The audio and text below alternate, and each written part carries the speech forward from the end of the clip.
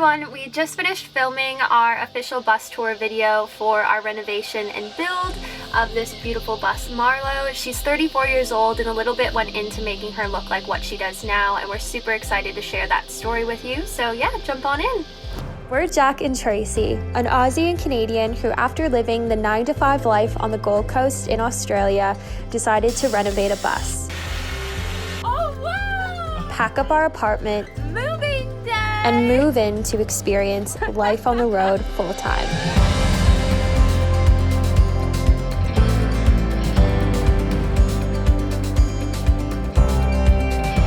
Join us through the ups and downs as we explore our way around this beautiful country.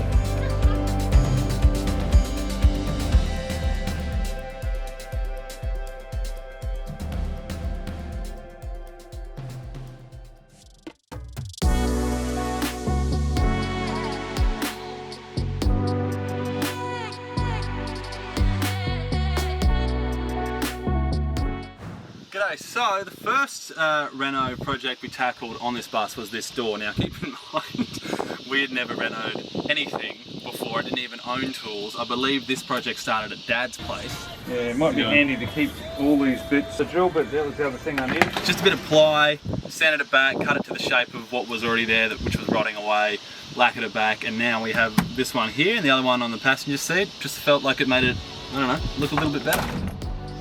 This is super handy. I mean, it's just a bit of extra storage, but it was another thing that I rebuilt because what was there was just rotting away. It was disgusting.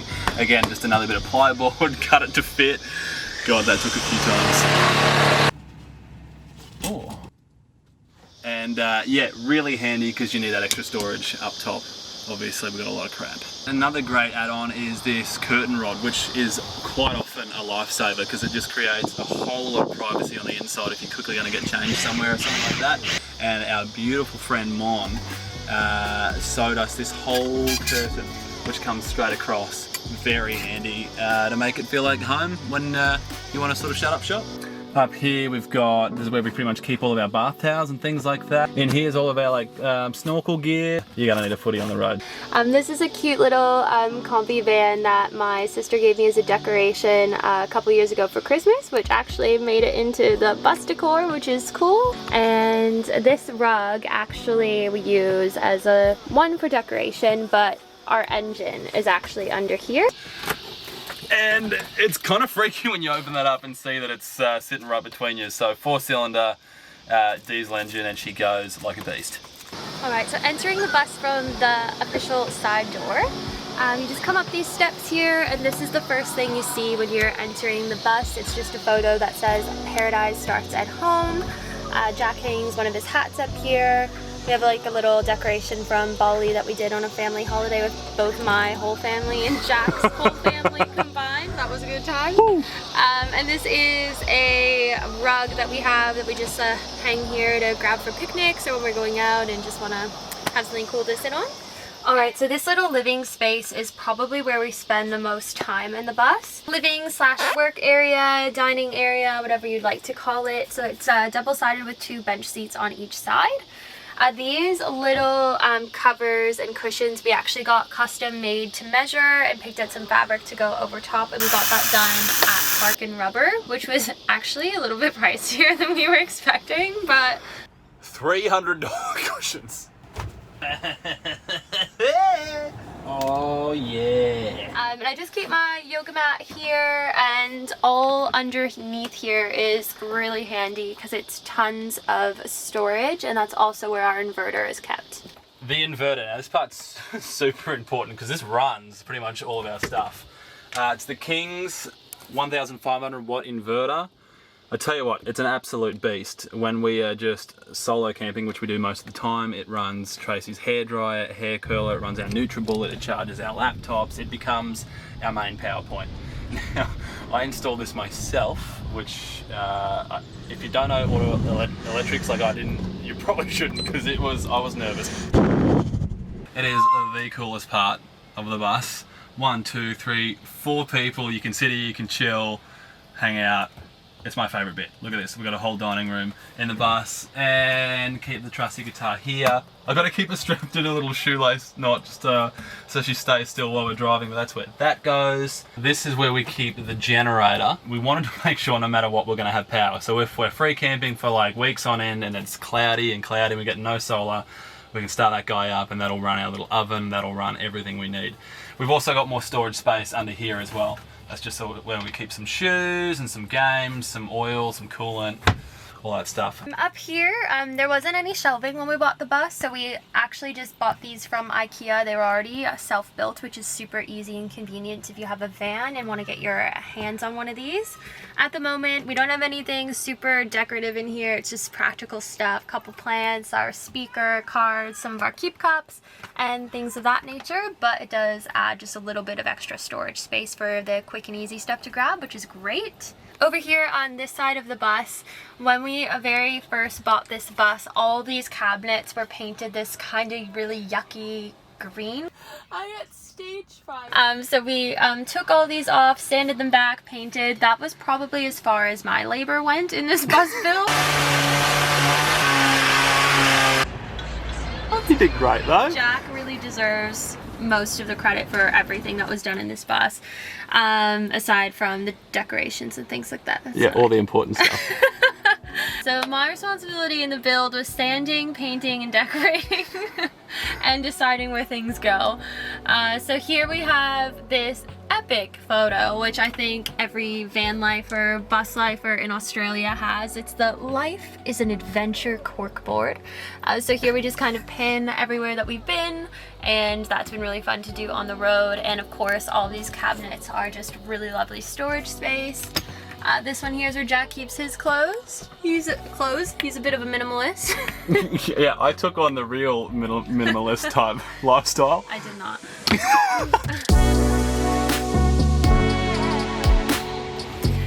Here is the now kitchen area of the bus, which is, I know I said that the dining was my favorite part, but it's really not. It's actually the kitchen. So here is our fridge. When we first bought the bus, our fridge in the bus actually was not working.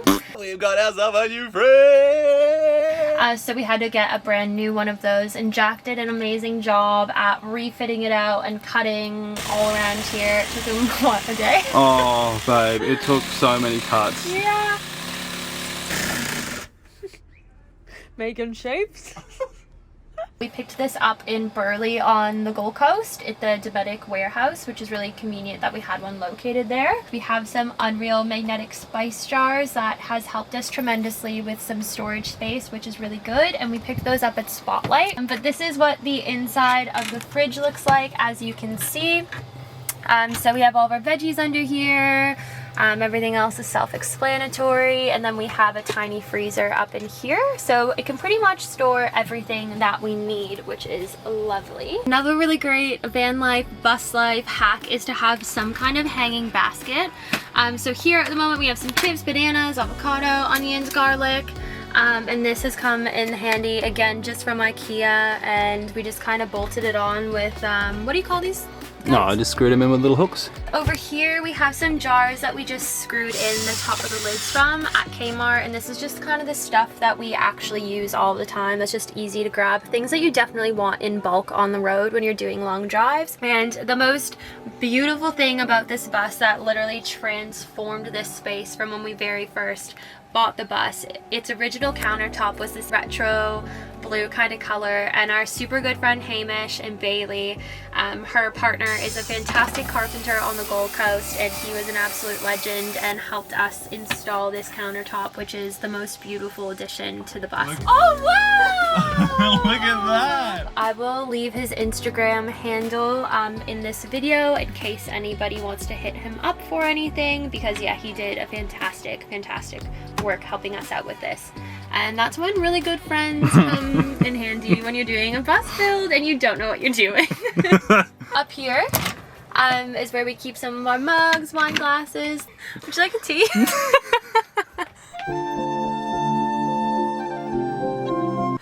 Shout out to Mon and Jesse for this one. We had to bring it with us. Our favorite. Up here It's a bit of a chaotic mess, but it's where we have anything baking, oils, coconut oil, all that kind of good stuff. So when we actually got the bus, it came with a little oven, which is so cool to have on the road and such a perk of living in a bus versus a van. So it's a double element on the top, and then on the inside here, it also doubles as some storage. We just have some baking trays, things like that on the inside for doing any baking or roasting anything. And below the oven, we just have a dish tray, a bunch of extra storage. We have our NutriBullet, food processor, coffee maker, a couple really good cheese boards down below. Back here behind the oven, there's a really nice little storage space as well. So there's a little clamp, you just pull it up, and that's where we store all of our pots and pans. Let's talk plumbing. This tap, Bunnings, thank you. Our mate James, who is a plumber, helped us out fitting this one because I had no idea. And like moved a little bit, then it stopped, which is good. Yeah. Because that's, they can expand. So that's what it's meant to do. Yeah. So thanks James for hooking up this bad boy. This runs to a 60 litre water tank that is connected to a 12 volt water pump. Water all day, baby. That runs down to a grey water tank, which is only 20 litres, so I'm emptying that all the time. This one was the original little, I don't know, it's like a little backup tap, so I thought we'd keep it, spray painted it black, and this runs to two other 20 litre tanks, so 60, we've got 100 litres of water in total. But we use this guy if we realise we run out of water with this guy. In here we have just like a little pantry where we have some canned goods, some pasta, some cookies, all those things like that, which are up there, which is awesome that we have the space to store all of that. Under here, where we store plates, bowls, Tupperware, and then all of our cleaning supplies as well. On this door, it was just plain. Painted it white, added a full-length mirror, which actually adds a lot of dimension to the space, which is quite cool. And you can just kind of see when you look like a homeless person, you can confirm that you look like a homeless person. Yep. So in here is actually our bus shower, which we're super fortunate to have. But this is where we have Jack's spear gun, a jerry can for water. We keep the broom in here for cleaning and just a couple shower things. And there is a little bit of a light that goes up in here. Definitely will come in handy when we're a bit more rural, but for the most part, traveling along the coastline of Australia, it's been super easy to find showers, so I definitely do not think that that's an absolute must in any build, unless you're somebody that craves a hot shower like every single day, which is nice.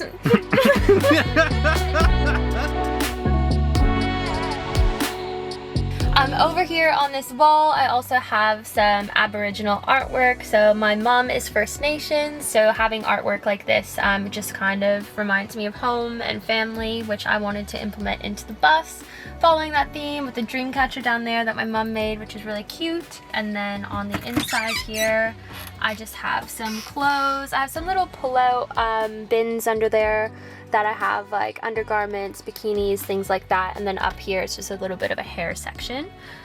So yeah, easily store all of that away, which is super lovely that Jack gave me more covered space. I just want to quickly touch on these guys because all this was just like this. It was just a cupboard and that was just not going to fly. So, never having done it before, I went and collected a bunch of pallet wood. I'm just going to be that guy, you know how people just make shit out of pallets? Hopefully other people do it, why can't I? And I did, I made a few drawers out of it, cut it up, and boom. Oh, sand it down, that'll be fine. They're probably the worst drawers you've ever seen if you're a builder. These are just strips of wood, but it works for us. This guy, if you want to get lazy and just, you know, chop up your onions on the bed, go for it. And then back here is actually where I keep a few more of my clothes.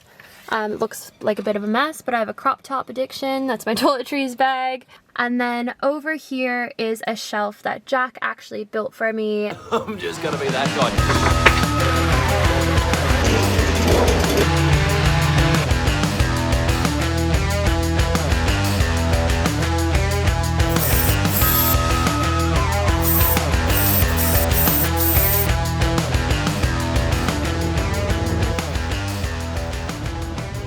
And and we just have some really beautiful Polaroids of friends from home and from our travels so far. And I just keep some books, some skincare items, and a little jewelry box over there, and that's just essentially what I keep in that general area. Yeah, no, we definitely need to get some microphones, but this is me telling you that we have a custom-made door and it opens up and it's totally awesome, and check this out.